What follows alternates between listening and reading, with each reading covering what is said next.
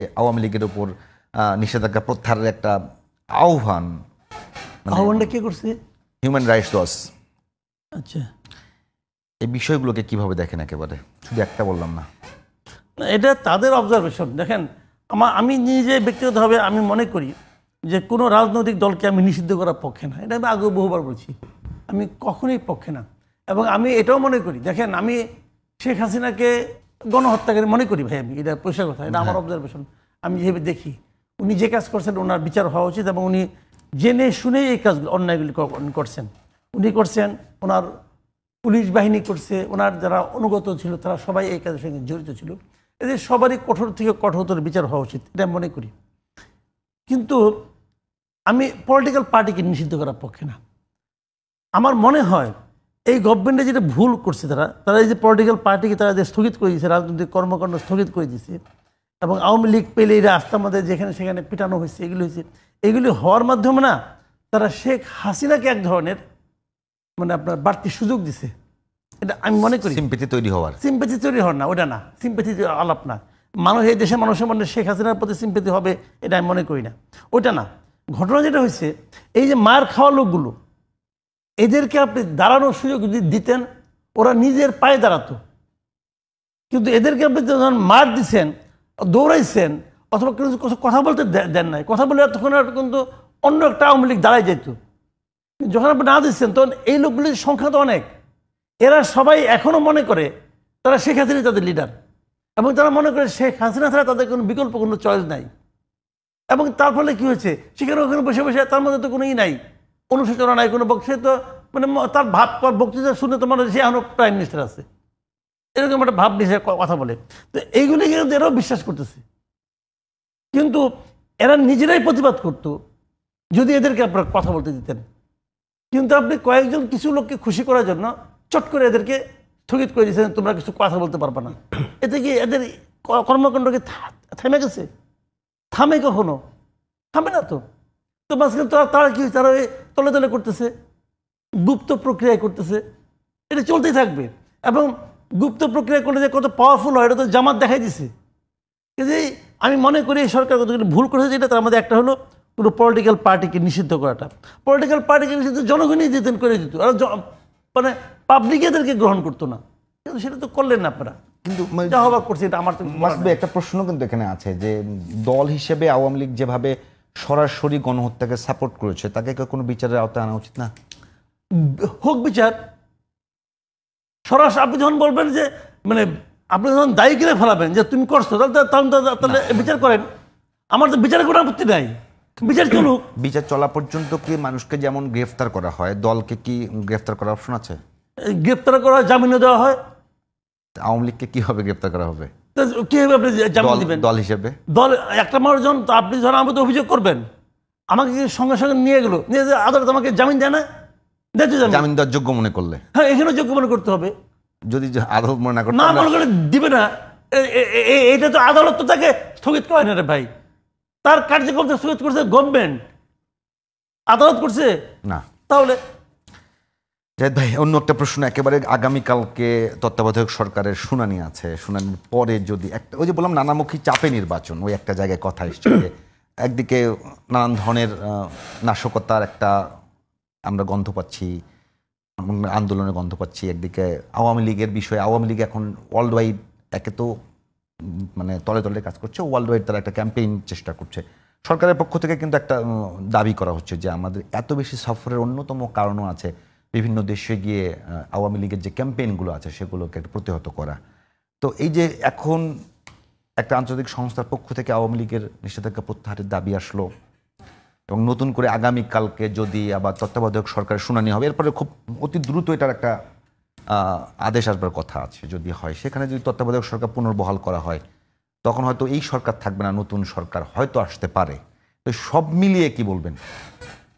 মাসুদ ভাইয়ের সাথে আমাদের একটা এই ডিবেট আছে, থিওরিটিক্যাল ডিবেট। তবে উনি লাস্টে যেটা বলছে এটার সাথে আমি খুবই একমত। সেটা হচ্ছে আওয়ামী লীগ নিষিদ্ধ করা ঠিক হয়েছে কি ঠিক হয়নি, এটা আসলে আদালতের সিদ্ধান্ত হওয়া উচিত। কারণ সে যদি নিজে গণহত্যার সাথে জড়িত থাকে, মানবতা বিরোধী অপরাধের সাথে সংগঠন হিসেবে জড়িত থাকে, আইসিটিতে কিন্তু মামলা হবে, এখন পর্যন্ত মামলাটা হয় নাই। সংগঠনের বিরুদ্ধে মামলাটা কিন্তু এখনো হয়নি। মামলাটা শেখ হাসিনার সাথে সাথে হয়ে যেতে পারতো, হয়ে গিয়ে এই নিষেধাজ্ঞা যদি আদালত দিত, মানে এখন সমস্যাটা তো লিগ্যাল হতো আর কি। লিগ্যাল, এখনো ইললিগাল না, কিন্তু সব আইনই কি সুন্দর? ওটা তখন জুডিশিয়াল হতো, লিগ্যাল না, এখনো লিগ্যাল। কারণ 2009 যে সন্ত্রাস দমন আইন, হাসিনা তো জামাত এবং ওই শিবিরকে নিষিদ্ধই করে দিয়েছিল 2 অগস্ট বা 3 অগস্ট। ঠিক আছে, এটা হ্যাঁ, এই আইনে করা যায়, কিন্তু আমরা এই আইন তো গ্রহণ করি নাই। ডিজিটাল সিকিউরিটি একটা তো আইন, এটাকে আমরা মেনেছি ঠিক মতো না, বা বিশেষ ক্ষমতা আইন, এগুলো তো আমরা নেই না। এটা হচ্ছে মূল সমস্যা। সো সরকার না হয় এটা যদি জুডিশিয়াল প্রসেসে হইতো, জিনিসটা সহজ হতো, ইজিয়ার হতো এবং শক্ত হতো, আমিও মনে করি। কিন্তু এটা ফ্যাক্ট, যাচাই বাছাই করা দরকার আছে, সমর্থক আছে, আবার অন্য আরেকটা টেকনিক্যাল দিকও বিবেচনার আছে যে একটা দল নিষিদ্ধ করে দিলে গোপনে সে কি করে না করে। হিউম্যান রাইটস ওয়াচ একটা ইন্টারেস্টিং রেফারেন্স দিয়েছে, এই রেফারেন্সটা খুবই ইন্টারেস্টিং। সেটা হচ্ছে জাতিসংঘের মানবাধিকার হাই কমিশনের যে রিপোর্ট, সেটা কিন্তু শেখ হাসিনাকে ধ্বংস করে ফেলছে, শেখ হাসিনা, আওয়ামী লীগ সবাইকেই। কিন্তু সেই রিপোর্টেও আওয়ামী লীগ নিষিদ্ধকরণের বিরুদ্ধে কথা আছে। খুবই ইন্টারেস্টিং, মানে জাতিসংঘকে ডোবানোর জন্য, আওয়ামী লীগ এবং জাতিসংঘকে মানে হাসিনাকে তো আইসিটিতে, মানে আইসিসিতে, ক্রিমিনাল কোর্টে বিচার করা খুব ইজিলি যায়, কারণ তাদের কাছে এই পরিমাণ ডেটাও আছে। তারা বলছে বাংলাদেশ যদি রাজি থাকে তারা সেটা প্রোভাইড করবে যদি আইসিসিতে বিচার করতে হয়। সো যারা তাকে এই পরিমাণ ডুবিয়েছে, কারণ শেখ হাসিনাই যে সুপ্রিম অথরিটি, তার ডিসিশন, তার কোলাবোরেশন, তার মনিটরিং, তার লিডারশিপ, একদম এই ধরনের শব্দ আছে ওখানে, এই যাবতীয় ক্রাইম এগেইনস্ট হিউম্যানিটি হয়েছে, তারাও কিন্তু এটা বলেছে। সো আমরা এটা একটু যোগ করে রাখলাম। এবার আপনার প্রশ্নটার জন্য তত্ত্বাবধায়ক সরকার নিয়ে একটা বিভ্রান্তি আছে, ভুল আছে। সেটা হচ্ছে এরকম, তত্ত্বাবধায়ক সরকার এটা ইন্টিগ্রাল পার্ট বলা হচ্ছে। আচ্ছা, আমাদের এখন কি হলো, প্রাথমিকভাবে ৫ম সংশোধনী বাতিল হয়েছে, কিছু অংশ, একটু বুঝি, পুরোটা না। ৫ম সংশোধনীতে কিন্তু আমাদের 1/3 অফ দ্য কনস্টিটিউশনের আর্টিকেলে অ্যামেন্ডমেন্ট হয়েছে, সবগুলো বাতিল হয়নি, অনেকগুলো বাতিল হয়েছে। এর মধ্যে তত্ত্বাবধায়ক সরকার যে বাতিল করেছে এইটাকেও অবৈধ বলা হয়েছে। হিয়ারিং হবে এখন ৩য়দশ সংশোধনী যে বাতিল করেছিল, ওই যে কি নাম, খায়রুল হক রাজে, যেটাতে তত্ত্বাবধায়ক সরকার ছিল, এইটার হিয়ারিং হবে। কেউ কেউ বলছেন এই বাতিল করাটাকে যদি অবৈধ করা হয় তাহলে অটোমেটিক, এটা আসলে অটোমেটিক হয় না। অটোমেটিক হয় না কেন, আমি একটু বেসিকটা বলি। জেনারেল ক্লজেস অ্যাক্ট একটা, ছাড়া দরকার নেই, আমি একটু সহজটুকু বোঝাই। সুপ্রিম কোর্টের দায়িত্ব হচ্ছে, একটু খেয়াল করি, সুপ্রিম কোর্টের দায়িত্ব হচ্ছে কোনো আইন, এখানে কনস্টিটিউশনে লেখা আছে, যদি সংবিধানের সাথে সাংঘর্ষিক হয়, 47 গুলো বাদে, একটু আগে যেটা বললাম, ওর বাদে যদি সংবিধানের সাথে সাংঘর্ষিক হয় পুরোটা, অথবা যতটুকু সাংঘর্ষিক হবে ততটুকু বাতিল হবে। এই তো সংবিধান কোনো সংশোধনী আবার সংবিধানের মৌলিক স্ট্রাকচারের সাথে কনফ্লিক্ট করতে পারে না। তো ও এইটুকু বলতে পারে। কেন পারে না? ও যদি ৩য়দশ সংশোধনী রিইনস্টেট করে দেয়, তত্ত্বাবধায়ক সরকার কি ওই একভাবেই করা যায়? একটু খেয়াল করেন, ওটা তো বিচারক, সর্বশেষ অবসরপ্রাপ্ত প্রধান বিচারপতি ইত্যাদি। আমি তো অন্যভাবে করতে চাইতে পারি। এখন উনি বলতে পারেন যে এটা অবৈধ, কিন্তু আমাকে তোমার মতো করেই করতে হবে না তো, কারণ আইন তৈরি করার ক্ষমতা, আইন বানানোর ক্ষমতা, সংশোধনী করার ক্ষমতা আসলে মানে উচ্চ আদালতের নাই। আমি ব্যক্তিগতভাবে যেটা মনে করি, সেটি নিয়ে কিন্তু একটা বিতর্ক তৈরি হওয়ার সুযোগ থাকছে কিনা কিছুটা, যেমন ষোড়শ সংশোধনীর পর হয়েছে। ষোড়শ সংশোধনী যখন ওই যে মানে সংসদের হাতে বিচারপতিদের বা বিচারকদের ফায়ার করার অপশন নিয়ে যাওয়া হলো, এটা তো বাতিল করা হলো, ওটাকে অবৈধ বলে রায় দেওয়া হলো।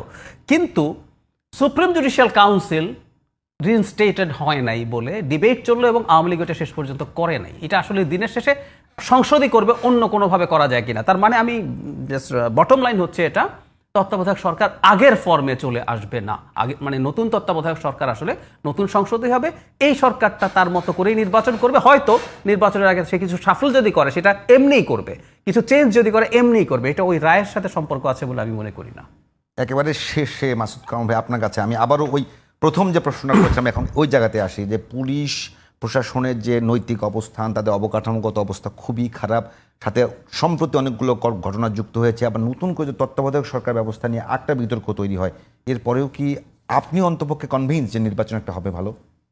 আমি তো আগেই বলেছি না, নির্বাচন নিয়ে আমি আগেই বলেছি আপনাকে যে নির্বাচন ফেব্রুয়ারিতে হবে, বাট নির্বাচনটা ভালো হবে এটা আমি মনে করি না। নির্বাচনটা যে নির্বাচনের দাবিতে গত 15 বছর ধরে আওয়ামী লীগ বলেন, আওয়ামী লীগ না তো আপনার আওয়ামী লীগ বিএনপি বলেন, জামাত বলেন, সব জামাত রাজনৈতিক বলেন, বিএনপি বলেন, তারা যে আন্দোলনটা করেছে যে নির্বাচনের দাবিতে, যে একটা তত্ত্বাবধায়ক সরকারের অধীনে একটা নির্বাচন হবে, একটা অবাধ নিরপেক্ষ নির্বাচন হবে, এই জিনিসটা আপনি এই ইউনূস সাহেবের নির্বাচনে পাবেন না রে ভাই। এটা হলো আমার অবজারভেশন। কারণ তত্ত্বাবধায়ক গভর্নমেন্টের মূল এটা কি আপনার মূল বক্তব্যটা কি? মূল বক্তব্য হলো যে নির্বাচনের সময় এমন একটা সরকার থাকবে যে সরকারের কোনো প্রার্থী থাকবে না, যে সরকার নিজে নির্বাচনে পার্ট হবে না, না, যার কারোর প্রতি কোনো পক্ষপাত থাকবে না। এই তিনটার কোনোটাই ইউনূস সরকারের নাই। ইউনূস সরকারের মধ্যে 2 জন আছে যারা নাকি ইলেকশন করবে। তাহলে কেমন করে পক্ষপাত মুক্ত হলো? আজকে নিউজ হয়েছে।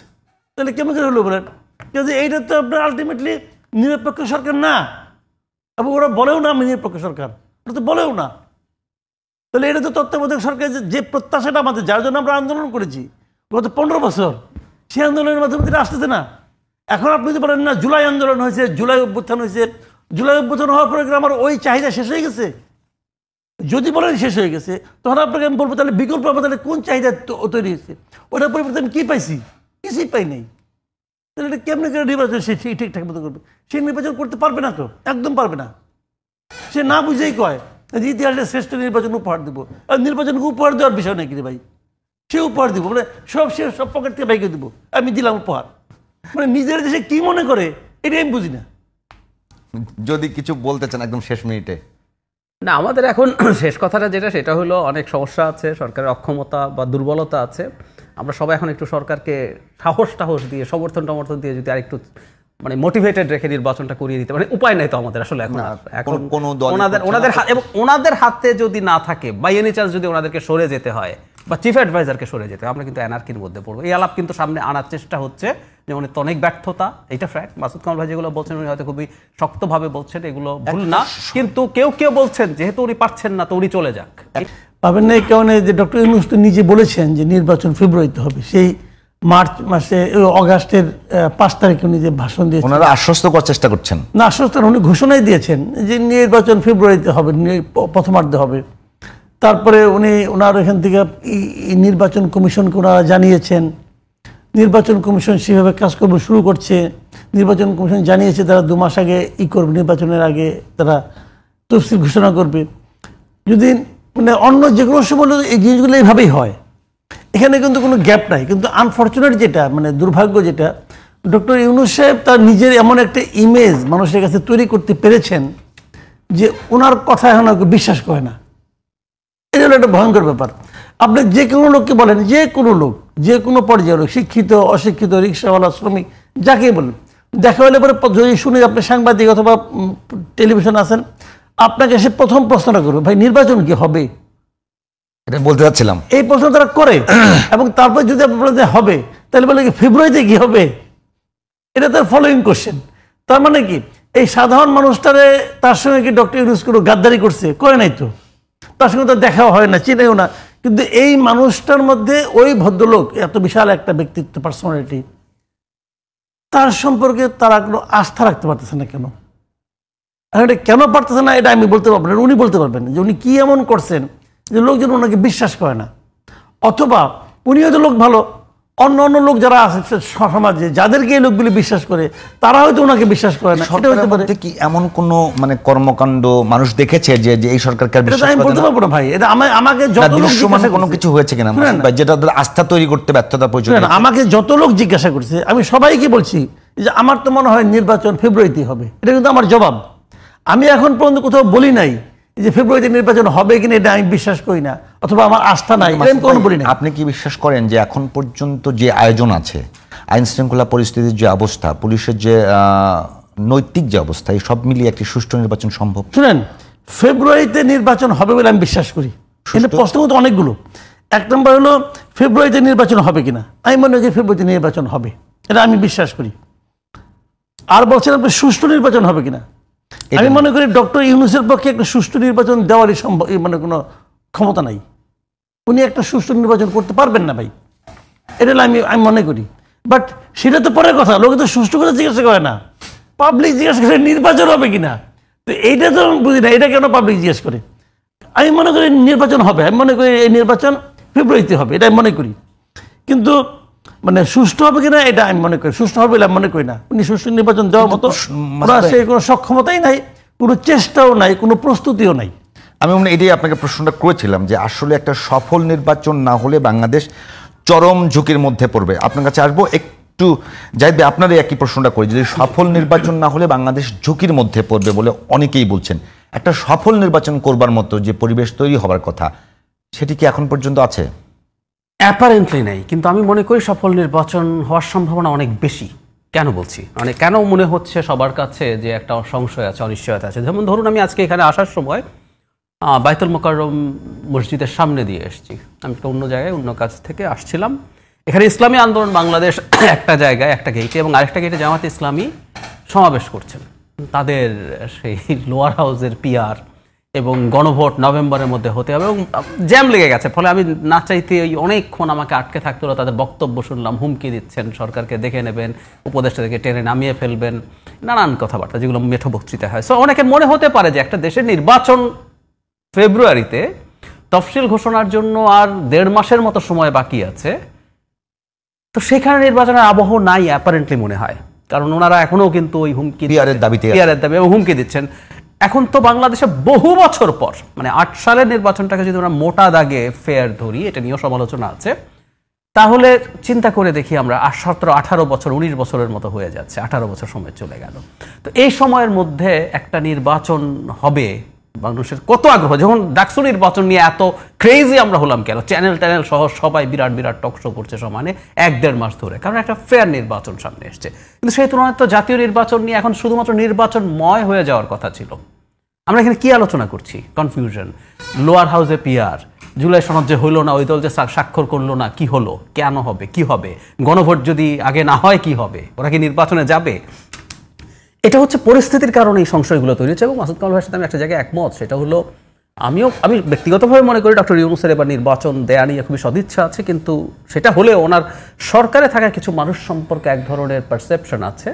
তারা একসময় 5 বছর 10 বছর আলাপ করছিলেন সরাসরি, এবং সরকারের সাথে অ্যালাইন কিছু অ্যাক্টিভিস্ট আছেন। ডক্টর ইউনূস নিজেও তো বলেছেন যে জনগণ এমনও চায় যে 50 এটা ওনার একটা প্রশ্নের জবাবে বলেছেন, এটা ঠিক হয়নি ওনার, আমি মনে করি। কিন্তু ওনার বেশ কিছু উপদেষ্টা, ওনার প্রেস সচিব একসময় 5 বছরের যে কোনো কথাবার্তা হলে ওগুলো শেয়ার করতে যাচ্ছিলেন, এবং তার সরকারের সাথে অ্যালাইন্ড বেশ কিছু অ্যাক্টিভিস্ট আছেন যারা এই আলাপগুলো করেছেন। সেই কারণেই মানুষের সন্দেহ আছে। প্লাস মাঠের দলগুলোকে তো সেই অর্থে নির্বাচনের জন্য অ্যাপারেন্টলি ফোকাস মনে হয়। কিন্তু আমি আবার উল্টো দিকের কথা যদি বলি, এই যে জামায়াতে ইসলামী এত আন্দোলন করছে আমাদের সামনে মনে হয়, অথচ জামায়াতে ইসলামী নির্বাচন নিয়ে সবচেয়ে সিরিয়াসলি মাঠে আছে অনেক দিন থেকে।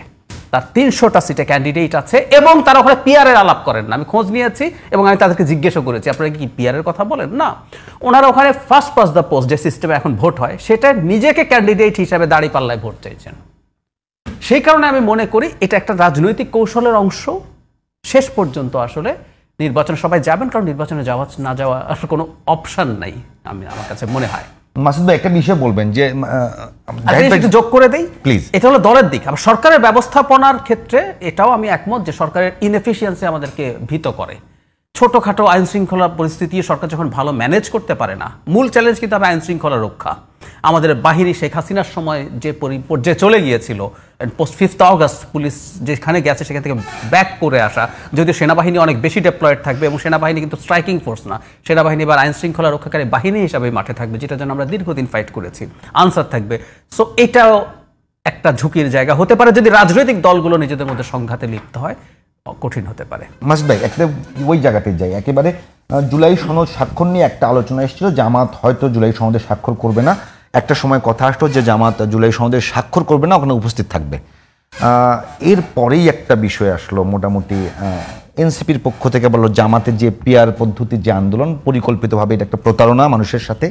এবং ভাই যেটা বলছিলেন যে একেবারে তারা তৃণমূল পর্যায় থেকে শুরু করে সব জায়গায় পিআর পদ্ধতি নিয়ে কথা বলছে না, প্রার্থীরা কাজ করছে মাঠে। এদিকে জাতীয় পর্যায়ে তারা পিআর পদ্ধতির জন্য আন্দোলন করছে। এই দুইটা কি একটা মানে ছদ্মবরণ মনে করেন কিনা? একটা শুনেন, আলটিমেটলি জুলাই সনদে এনসিপি সিগনেচার করবে, 2 দিনের মধ্যে করবে আমার ধারণা, তারা সিগনেচার করবে। আর জামাতের পিয়ার যেটা এটা জাহেদুর রহমান তো বললেনই যে ভাই এটা নিয়ে তো তারা এটা তো তাদের ইলেকশনের মানে হিসাব প্রার্থী হিসাবে তাদের প্রার্থীরা জনগণের কাছে তো পেয়ার নিয়ে যাচ্ছে না, তারা যাচ্ছে তাদেরকে ভোট দিলে তারা কি করবে না করবে এগুলি মানে খুবই ট্র্যাডিশনাল ওয়েতে তারা যাচ্ছে জনগণের কাছে। আবার সেন্টারে পেয়ার নিয়ে আন্দোলন করতেছে, রাস্তা গরম করতেছে, মাঠ গরম করতেছে, এই সবগুলি না একটা রাজনীতি, এই সবগুলি রাজনীতি। সেই রাজনীতির কারণে কি পুরো বাংলাদেশের রাজনীতি একটা মানে নিয়ন্ত্রক কি তারা? শুনেন আমি বলি আমি আমাকে বলতে দেন, আমি পুরোটা বলি আগে, আপনার মাঝখানে থামায়েন না, থামাইলে পরে হয় কি নষ্ট হয়ে যায়। কেন রাজনীতি সেইটা আমি বলি আগে। দেখেন এনসিপি রাজনীতিটা কোথায়? এনসিপির সম্বন্ধে মানুষ একটা কথা বলতো না যে এনসিপি জামাতের বি টিম, নিশ্চয়ই আপনিও শুনছেন, আপনার কেন আসছে এটা? এনসিপি চিন্তা করে দেখছে, মানে চিন্তা করে মানে কি বিভিন্ন ঘটনার প্রেক্ষিতে ওনাদের যে উপলব্ধি সেটা হলো যে এই আসন্ন নির্বাচনে তাদের আসলে তেমন কিছু পাওয়ার নাই। একটা সম্ভাবনাময় দল ছিল এনসিপি, একটা খুবই সম্ভাবনা নিয়ে আসছিল, কিন্তু তাদের কতিপয় নেতার ব্যক্তিগত জীবন আচরণ এবং তাদেরকে নিয়ে ডক্টর ইউনূসের কিছু বক্তব্য এই দলটাকে অনেকটা পিছিয়ে দিছে। এবং পিছিয়ে দেওয়ার কারণে ওরা বুঝছে যে সামনে নির্বাচনে ওনারা তেমন কিছু করতে পারবে না। তাহলে তারা কী করবে? আমি কিন্তু মনে করি এনসিপিতে বেশ কিছু মেধাবী ছেলেমেয়ে আছে, বেশ কিছু মেধাবী ছেলেমেয়ে আছে। আমাদের ট্র্যাডিশনাল দলগুলি তো মেধার চর্চাই করে না, তো সেই বিবেচনা ওদের মধ্যে আছে, কিছু মেধাবী ছেলেমেয়ে আছে এবং তারা রাজনীতিটা তাদের মতো করে বুঝতে চায়, করতে চায়, বলতে চায়। এটা ভালো, এটা খুব ইতিবাচক। কিন্তু তাদের শুরুটা তারা খুব ট্র্যাডিশনাল ওয়েতে করতে যায় ধরা খাই গেছে এবং তাদের কিছু নেতা তাদের ব্যক্তিগত লোভ লালসার কারণে দলটাকে পিছিয়ে দিছে। ডক্টর ইউনূস সে নিজেও এনসিপিকে ব্যবহার করতে যায়, এনসিপির ক্ষতি করছে। এখন এনসিপির বিরুদ্ধে দুইটা ব্লেম ছিল। একটা ব্লেম হলো এটা কিংস পার্টি, আরেকটা অভিযোগ ছিল তারা জামাতের বি টিম। এখন তারা এই ব্লেম থেকে বেরিয়ে আসতে চাচ্ছে এবং বেরিয়ে আসার লক্ষ্যে প্রথমে তারা সমস্ত উপদেষ্টাদেরকে বলছে এরা সেফ এক্সিট খুঁজতেছে, সবাই যার যার মতো আখের গুছাই নিছে, যেটা নাকি এই সরকারের বিরুদ্ধে এনসিপির মতো এত তীব্র ভাষা এবং এত আগে এরকম সরাসরি অভিযোগ সরকারের বিরুদ্ধে আর কোনো দল করে নাই, এনসিপি প্রথম করছে। কিন্তু এবং জামাতের ব্যাপারেও জামাতকে প্রতারক সমানে বলতেছে। এটা হলো তারা বলতে যাচ্ছে পাবলিককে যে আমরা ওদের বি টিম নই। এটা তাদের প্রথমে বললাম না, এটা তাদের একটা রাজনীতি এবং এই রাজনৈতিক কৌশল হিসেবে ভালো, আমি এটাকে খারাপ বলি না। এবং তারা সিগনেচার আজকে করলো যে কালকে করলো যে 1-2 দিন পরে করলে বরং ভালো একটু বার্গেন করার সুযোগ পাইলো। যে পয়েন্টে নিয়ে বার্গেন করতেছিল ওটা তো শেষ মুহূর্তে তারা ওখানে অ্যাড করছে। ওই অ্যাড করার মাধ্যমে এই যে ঐক্যমত্য কমিশন আলী রিয়াজ সাহেবের নেতৃত্বে এরা প্রমাণ করছে যে এরা আসলে অযোগ্য, এদের আসলেই অযোগ্য। এরা মানে এরা এত জোরাতালি মার্কে একটা বানাইছে, কি যে বানাইছে ওরা নিজেরাও যায় না। এবং এটা যারা ড্রাফট করছে লেখাটা এত কাঁচা হাতের লেখা, আমি যতটুকু পড়েছি আর কি। তো আমার কাছে মনে হয় যে এই সমস্ত লোককে কেন দায়িত্বটা দেওয়া হলো? খুবই মাঝারি মানের লোকেরা যারা এগুলো করতেছে তারা সবাই ক্ষেপণ করলো, বিদেশ থেকে আসছে কয়েকদিন প্রমোদ ভ্রমণ করে, তারপরে 2 দিন পর সবাই চলে যাবে, এত কেউ থাকবে না এখানে। ডক্টর ইউনূস আবার পছন্দ করে, ডক্টর ইউনূস আবার এদেশের এই শ্যামল বরণ লোকদেরকে পছন্দ করেন না। ওনার দরকার হলো ওই ইংরেজিতে ফুটফাট দু একটা কথাবার্তা বলবে অথবা বিদেশে অবস্থান করবে, এরা তাদের পছন্দ। একটু ফর্সা টাইপের কালার লাগবে এরকম, ফর্সা না হলেও অবস্থানটা ওখানে হতে হবে, মাটিটা হইতে হবে ওইটা। উনি আবার ওদের নিয়ে থাকতে পছন্দ করেন, মনে করেন যে সব প্রতিভা ওইখানে। আর আমাদের এখানে আমরা সব ঘাস টাস খাই, এদেশের মানুষ ঘাস খায়, ময়লা করে, মলত্যাগ করে। যাক এনিওয়ে ওই আলোচনা করি না। তো উনি মনে করেন এটা, তো উনি তো অনেক কথাই বলেন। ওনাকে তো আমি বলি উনি হলো কথার ফেরিওয়ালা। বলছিল না আমরা কারো কাছে যাবো কেন, পৃথিবী আমাদের কাছে আসবে, আসছে কেউ পৃথিবীর? এগুলো ফালতু কথা। 14 মাসে 14টা ভ্রমণ করছে। ভ্রমণ তো উনি গেছে পৃথিবীর কাছে, ওনার কাছে কেউ আসে নাই। তো এইগুলো হলো বলে আর কি। তো ওইগুলি ওই যখন এনজিও করে তখন বিভিন্ন জায়গায় যে সেমিনার টেমিনার করে লোকজন টাকা টাকা দিয়ে শুনতে আসে, অনেকে মুগ্ধ হয়, চলে যায়, অল্পে মুগ্ধ হয়ে চলে গেলো। কিন্তু যখন কাজটা করতে যায় তখন টের পাওয়া যায় যে আপনার কথা কতটুকু সারবত্য আছে। শুনেন একটা কথা বলি ওনার সম্পর্কে, এটা প্রাসঙ্গিক কিনা যাই না তবুও বলেন, সমস্যা নেই। ওনার সর্বশেষ এজেন্ডা কি? 30 না, সারা দুনিয়ায় বলে বেড়াইতেছে। হ্যাঁ, যে আপনার বেকারত্ব মুক্ত করতে হবে, কর্মসংস্থান দিতে হবে, আর কার্বন আমাদেরকে অনুসরণ করা যাবে না, আমরা কার্বন নিঃসরণ করব না। এই তিনটাই তো বলে কেন? বলে এই কারণে যে ওনার হাতে এটা বাস্তবায়নের কোনো ক্ষমতা নাই। এই জন্য সারা দুনিয়া সমস্ত দেশকে, পৃথিবীকে বলে বেড়াতেছে আপনারা এটা বাস্তবায়ন করেন, বাস্তবায়ন করেন। ভাই আপনি যে 1 বছরের উপরে দেশে আছেন, আপনি এটা কি বাস্তবায়ন করছেন এটা বলেন তো আপনি আমারে। এটা বাস্তবায়নের জন্য আপনি কয়টা স্টেপ দিচ্ছেন 1 বছরে? 1 বছরে আপনি কি এমন কাজ করছেন যাতে প্রমাণ হয় যে আপনার জীবনের লক্ষ্য হলো 3-0? কি করছেন আপনি? করার মধ্যে করছেন একটা পোর্ট, লাভজনক একটা পোর্ট, ওটা দিয়ে দিয়েছেন আপনি বিদেশিদেরকে। দেন, আমার কোনো আপত্তি নাই, ওটাকে টেন্ডারের মাধ্যমে আসছে ওরা না। বা প্রকিউরমেন্টের একটা ল আছে এই দেশে, এই দেশে একটা আইন আছে, আপনি কিভাবে একটা এই ধরনের জিনিস আপনি প্রকিউর করতে পারবেন? কোনো টেন্ডার দিয়ে করছে আপনার কাছে মনে হয়েছে। কারণ আপনার কাছে কেন মনে হয়েছে, কিসের বিনিময়ে মনে হয়েছে, এটা তো খেলে ক্ষমতা থেকে নামেন না, তখন টের পাবেন। এত সোজা দুনিয়াটা না, ধন্যবাদ। দুনিয়াটা গ্রামীণ ব্যাংক না রে ভাই। ধন্যবাদ। জাহিদ ভাই, একটা বিষয় বলবেন যে এই সম্প্রতি একগুলো বিষয় আমি যেটা বলছিলাম যে অনেকগুলো খুব ধারাবাহিকভাবে অনেকগুলো আগুনের ঘটনা, খুব সম্প্রতি শিক্ষকদের আন্দোলন, নতুন করে যে আন্দোলনগুলো আসছে, এই বিষয়গুলো নিয়ে অনেকে কিন্তু মন্তব্য করছে সবগুলো নির্বাচন কেন্দ্রিক। আপনিও তেমনটাই মনে করেন কিনা? নির্বাচন কেন্দ্রিক অন্তত নাশকতার ঝুঁকি আছে, এতে কোনো সন্দেহ নাই। আমরা একটু এভাবে যাই। ধরুন আপনি ভারতের যদি ব্রিফিং দেখেন, তাদের একজন পররাষ্ট্র মন্ত্রণালয়ে জয়সওয়াল একজন আছেন, ব্রিফ করেন, তাকে যখন বাংলাদেশ নিয়ে জিজ্ঞেস করা হয় তিনি বলবেন আমরা বাংলাদেশের নির্বাচনের জন্য অপেক্ষা করছি, একটা অ্যাকসেপ্টেবল এবং পার্টিসিপেটরি ইলেকশন লাগবে। আগে বলতেন একরকম আওয়ামী লীগকে ইঙ্গিত করতেন, ইদানিং আবার বলছেন লাস্ট ব্রিফিংয়ে এদেশের জনগণ এবং সবাই মিলে যায় যেটাকে অংশগ্রহণমূলক মনে করে, মানে নির্বাচন চান তারা, সেটা বলতে চান। আমি মনে করি ডক্টর ইউনূসের সরকারের তুলনায় তারা একটা নির্বাচিত সরকারকে তুলনামূলকভাবে পছন্দ করবে। কিন্তু ভারতের সবচেয়ে পছন্দের অপশনটা কি আসলে বাংলাদেশে? আওয়ামী লীগ। আওয়ামী লীগ কিভাবে আসতে পারে? বাংলাদেশ যদি একটা অ্যানার্কির মধ্যে ঢোকে, একটা নির্বাচনী ডেমোক্রেসিতে যদি বাংলাদেশ ঢুকে পড়ে, আওয়ামী লীগের বাংলাদেশে আবার ক্ষমতায় যাওয়ার, ধরে নিলাম যে তার নিষেধাজ্ঞা হলো না, বিচারে সে দোষী সাব্যস্ত হলো না, তার মুক্তি হলো, ধরে নিলাম আওয়ামী লীগ আবার নির্বাচিত হওয়ার পরিস্থিতি হতো অনেক সময় লাগবে। কিন্তু বাংলাদেশ যদি একটা অ্যানার্কির মধ্যে ঢুকে যায় তাহলে কিন্তু তাদের জন্য সুবিধা আছে। ফলে বাংলাদেশে ভারতের যেটা মনের চাওয়া, এটা তো মুখে বলবে না যে বাংলাদেশে নির্বাচন পিছিয়ে যাক, আমরা নিজেদের মধ্যে হানাহানি শুরু করি। পোস্ট আপরাইজিং দেশগুলোর মধ্যে হানাহানি করা শুধু না, সিভিল ওয়ারেরও হিস্ট্রি আছে। মিডল ইস্টে 5টা দেশের মধ্যে 3টাতে সিভিল ওয়ার হয়েছে, সিরিয়া, লিবিয়া এবং ইয়েমেন। একটার মধ্যে মিলিটারি শাসন চলে আসে শেষ পর্যন্ত ইজিপ্ট। মোটা দাগে ঠিকঠাক আছে তিউনিসিয়া। আমরা ওই তিউনিসিয়ার পথটুকুও যদি ধরে রাখতে পারি তো ইটস চ্যালেঞ্জিং। এই ধরনের আপরাইজিং এর পর একটা দেশ খুবই ফ্র্যাজাইল থাকে। এগুলো এই 15 বছরে শেখ হাসিনা যে পাপ যা ধ্বংস করেছে, এগুলো খুব রাতারাতি হবে। এগুলো আরো বহু বছর লাগবে এই জায়গাগুলো, এই কালচারগুলো ঠিক করতে, প্রতিষ্ঠানগুলো ঠিক করতে।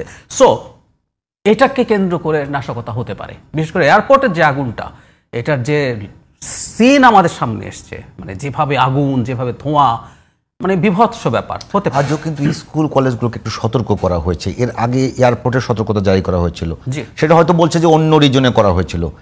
এখন প্রশ্ন হলো এই জায়গাটাতে বাংলাদেশের যে রাজনীতিবিদ যারা আছেন, রাজনৈতিক দলগুলো আছেন, তাদের মধ্যে দ্বিমত আছে, কিন্তু তারা বাংলাদেশে এখন পর্যন্ত কি কোনো সন্দেহের জায়গা তৈরি হচ্ছে যে কোনো রাজনৈতিক দল বাংলাদেশে অস্থিরতা তৈরি হোক, এটা চায় না।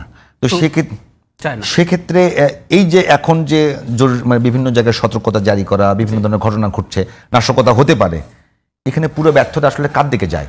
আপনি প্লেন এন্ড সিম্পল এই কাজ সরকারের।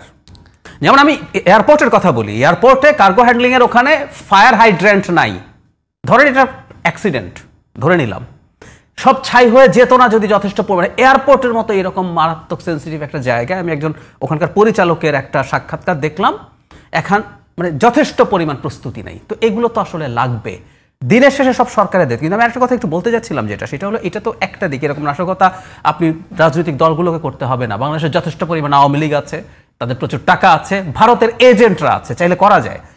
কিছু আন্দোলন যে হচ্ছে, আন্দোলনগুলো যেমন ধরুন শিক্ষকদের যে আন্দোলন হচ্ছে, আমি ব্যক্তিগতভাবে তাদের এই দাবির সাথে একমত। বাংলাদেশের শিক্ষা খাতে বরাদ্দ বাড়াতে হবে, সবার ভাতা বাড়াতে হবে। কিন্তু আমি তাদেরকে বলছি, আমার আহ্বান, তাদের উচিত ছিল রাজনৈতিক দলগুলোর উপরে চাপ তৈরি করা, যাতে তারা তাদের ম্যানিফেস্টোতে এই গ্যারান্টি দেয়। এই যে এখন ওনারা নামবেন, তাদের কষ্টে আছেন, তারা চাপে আছেন, সেটার মুখেও তারা নামছেন, এটা ঠিক আছে। এই সরকারের সামনে আর খুব বেশি দিন বাকি নাই, কিন্তু এর মধ্যেই কিন্তু নানান ঘটনা ঘটানোর জন্য লোকজন নেমে পড়তে পারে। That's the main problem.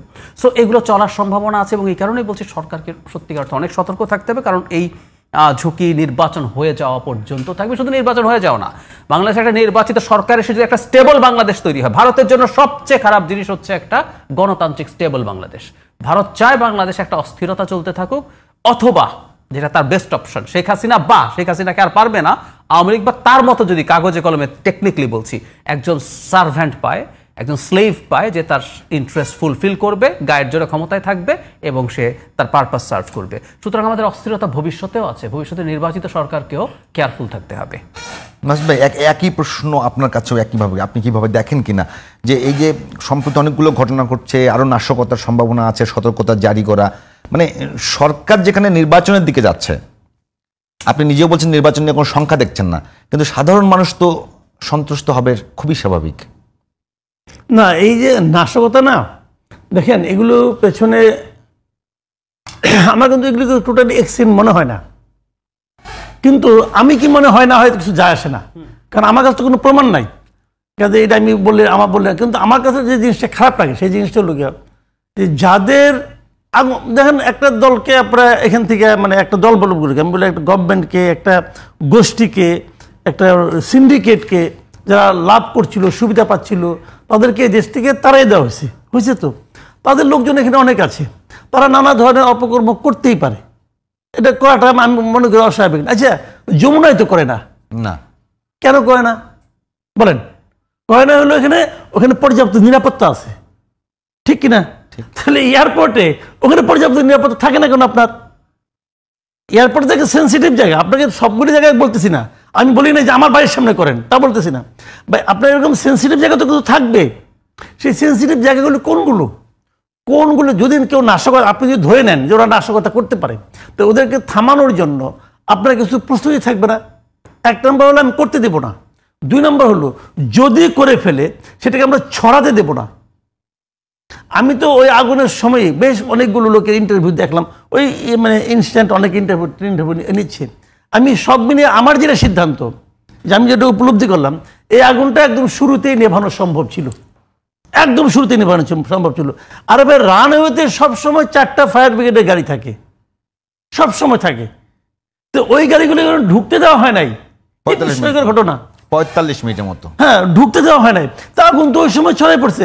প্রথম যখন আগুনটা ধরছে, এটা তো এমন না আগুনটা ওই যে আপনার আগুনটা ফেসিস্টের মতো লুকে লুকে আসছে, তা তো না রে ভাই, আগুন তো জানান দিয়েই আসছে। তো আগুন যখন উঠতেছে তখন আপনি ওটাকে তখনই কেন থামালেন না? কেন আগুনটাকে আপনি একা একা কোনো বাধাহীনভাবে 1 ঘন্টা চলতে দিলেন? কেন দিলেন? একজন বলতেছে যে ফায়ার ব্রিগেডের গাড়ি আসছে, 8 নম্বর গেটটা, কয় নম্বর গেট খুলে না, তালা মারা। তো ফায়ার ব্রিগেডের লোক বলছে একটা ভেঙে ফেলাই, ওখানে গার্ড বলছে না, তালা ভাঙা যাবে না, স্যারের অর্ডার লাগবে। এখন স্যার কই? ওই স্যারের না আগুনের মধ্যে পুরো দেওয়া দরকার ছিল, ওই স্যারেরাই না আগুনের মধ্যে ফেলা দরকার ছিল, যে তুই এখানে পুরে দেখ কেমন লাগে। যার পুড়ছে তার তো আগুনে মানে নিজের শরীরটা বলে সে আরো খুশি হইতো যে এই ক্ষতি আমি নিতে পারবো না। কি ক্ষতি হয়েছে আপনি চিন্তা করতে পারেন? মানুষ যখন কিছু ইম্পোর্ট করে, মিক্সে বড় ধরনের বাল্ক ইম্পোর্ট করে, তারা কিন্তু জাহাজে শিপ দিয়ে করে। প্লেনে কখন কেনে? প্লেনে খরচ তোর 4 গুণ, অনেক বেশি খরচ। 4 গুণ খরচকে প্লেনে আনে কেন? খুবই, তার তো তাড়াতাড়ি করতে হবে। হয়তো এমন কোন ইন্ডাস্ট্রি এটা পার্টস যেটা তার এখনই দরকার, এবং এটা তো আপনি তাৎক্ষণিক ক্ষয় দেখছেন, ক্ষতি দেখছেন। এটা আনতে না পারার কারণে তার যে ইন্ডাস্ট্রি মানে বসে যাচ্ছে, কত বড় ক্ষতি হচ্ছে, এটা সম্বন্ধে এদের কোনো ধারণা আছে? এই ক্ষতিপূরণটা কে দেবে? তো এটা ব্যাপার না। আমি বললাম কি যে এইটা হলো যে কথাটা প্রথমে ভাই এত আলোচনার দরকার নাই, দায়ী হলো গভর্নমেন্ট। তারা এই দেশের দায়িত্ব নিয়েছে, এই ভূখণ্ডে যা কিছু অপকর্ম হবে সব কিছুর দায়ী হলো গভর্নমেন্ট। তাদেরকে দায়িত্ব দেওয়া হয়েছে, আপনার হাতে অস্ত্র আছে, বাহিনী আছে, আপনি থামাবেন।